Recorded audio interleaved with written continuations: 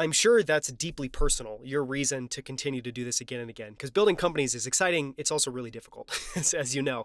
What was your initial motivation and what has kept you coming back to build business after business?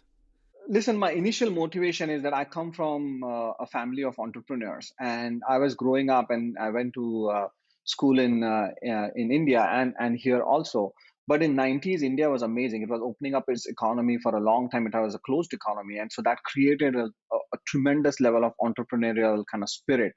And I think for me, that was always the case. So even when I took my first job out of college, which was in Boston, I had participated in MIT 50K competition. It is now 100K, but back in the day it was 50K, and I had reached semifinals. I think it was in 2001 or 2002.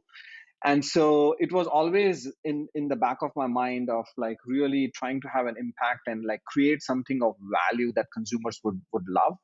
And so I think that was very, very important to me, and trying to solve big problems. And I think for me, it's like, we all live in this world of instant gratification, right? And so some ways, startups kind of you give you that dopamine of like you can actually have an impact. The things that you think about, you could translate very quickly.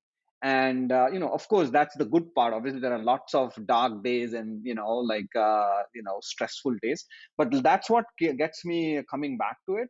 And I think, as I was telling earlier, Yieldstreet was really personal to me, where I think that there is this huge wealth gap that exists. We speak about this income gap.